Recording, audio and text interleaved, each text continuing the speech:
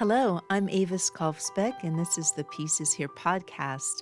Welcome to Peacewarts, School of Peacecraft and Inquiry, where we practice the skills of peace through short daily classes. We take the peace work seriously, but not ourselves. If you're joining us mid-school year, you're not late. Orientation begins at episode 198.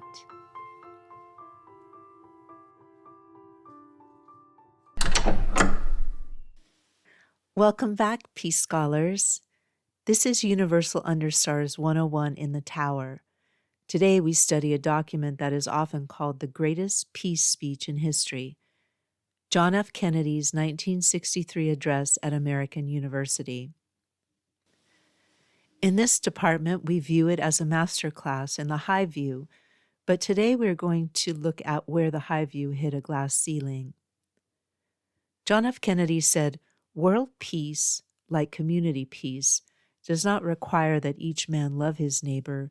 It requires only that they live together in mutual tolerance." The concept, the strategy of practicality. Kennedy was speaking to a world that was terrified. He introduced a strategy of peace, an argument that we don't need to be perfect to stop killing each other. We just need to be rational. He famously dismantled the idea that war is inevitable, stating clearly that because our problems are man-made, they can be solved by man. The critique, the mission of the fantasy. But here is where we must be blunt.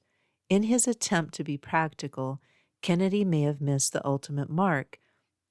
In the speech, he said, "I am not referring to the absolute infinite concept of universal peace and goodwill of which some fantasies and fanatics dream.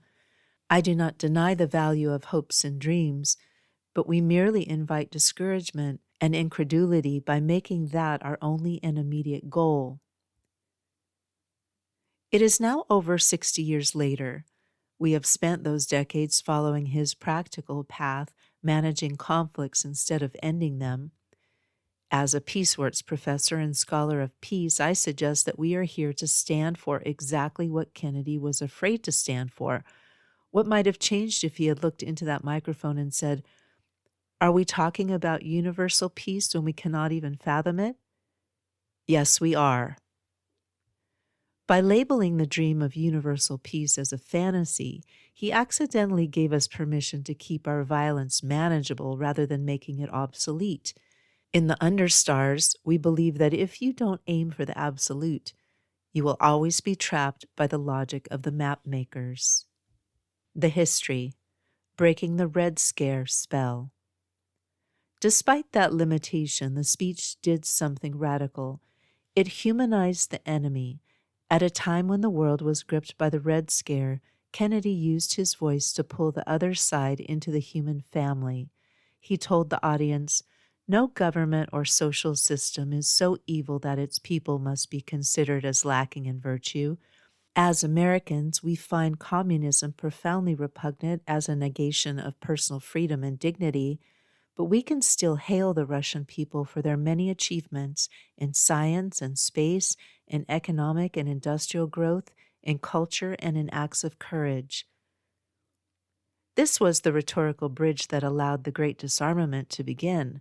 He moved the conversation from "how do we win" to "how do we survive together?"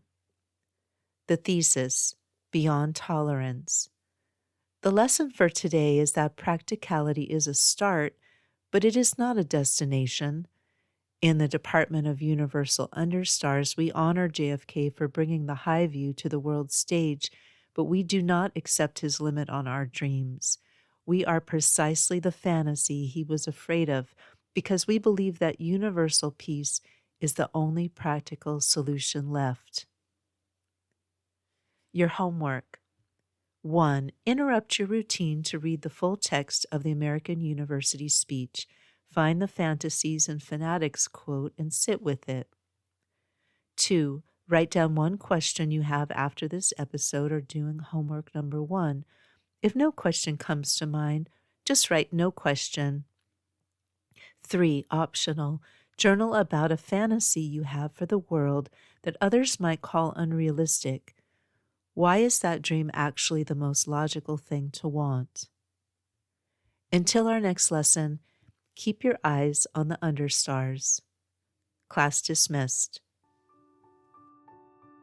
Thank you for listening. If you'd like to support the Pieces Here podcast, the most helpful way is to follow it wherever you're listening. It helps share the message with others. You can also support this piecework at my Patreon for $4 a month, about what a used paperback goes for these days. Just go to Patreon at patreon.com/Avis Kalfsbeck. That's AVISKALFSBEEK. My most recent book is Mana Mutante, a best friend eco-fiction novella about food systems, featuring Tilly, Camas, Pedro, and the rest of the gang. It's book 6 in the Pedro the Water Dog Saves the Planet series and is available wherever you buy books. You can find all of my peace projects and stay in touch at aviskalfsbeck.com. Music is by Javier Peque Rodriguez. Sound effects are from Pixabay. Regarding peace, we need not delay or despair. We are not late. We are right on time to love. We are all scholars of peace. Listen for the peace.